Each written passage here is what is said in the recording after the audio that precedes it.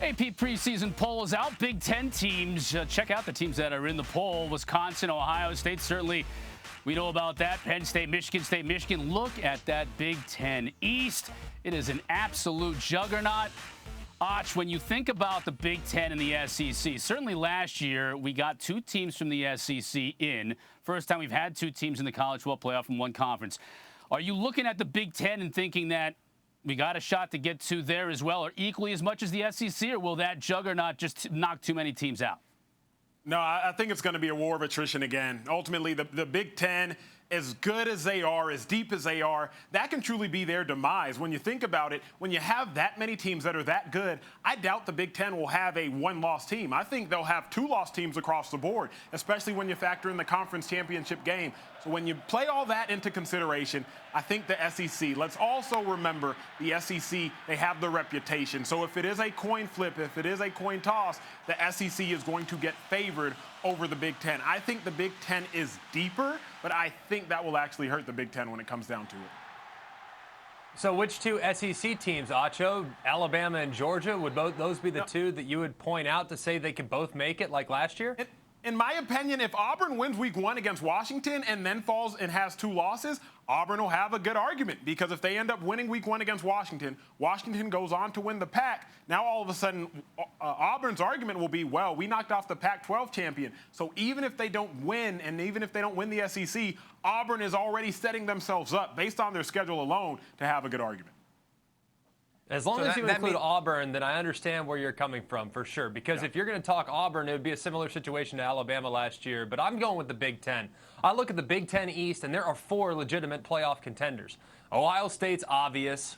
Penn State, obvious, very close over the last few years. Michigan State returns just about everybody. And now that Michigan has solved the problem of playing quarterback, they might be one of those teams that could sneak their way in, especially if they get major momentum by beating Notre Dame in week 1 on the road. That's a team in a league that could have a 1-loss division champion and a 1-loss runner-up in the division, and that runner-up could potentially find their way back into the college football playoff. So I would look at the Big Ten because of the depth and the quality of the conference overall.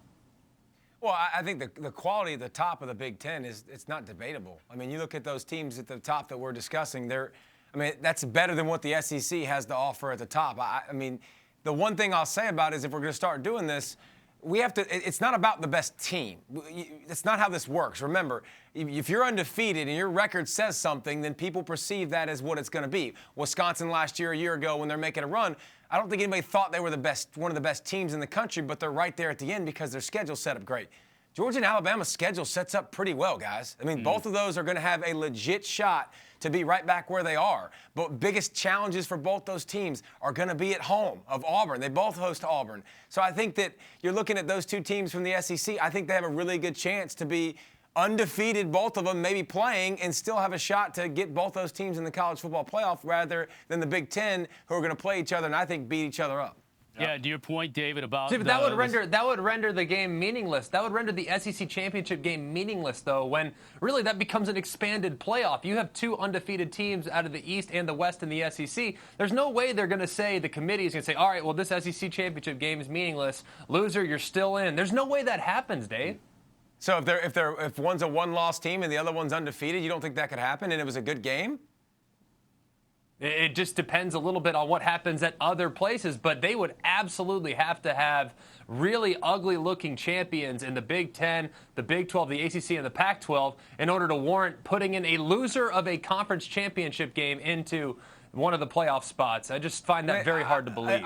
I hear what you're saying. If it was a beatdown, that's one thing, and it was a shovel to the face. But if it's a great game and you just saw 2 great teams, they just put in a non-champion of Alabama of the SEC over a champion in Ohio State. So I find that very favorable. I think they would do that in a heartbeat. Yeah, if you're Georgia and your only loss is a close loss to the #1 team in the country, Alabama, in the SEC championship game, you'd have to have significant champions across the board in other conferences in order to better that, I think. The other thing about your point, too, Dave, with Wisconsin, schedule's a lot tougher this year in terms of their Big Ten schedule. Non-conference is not difficult.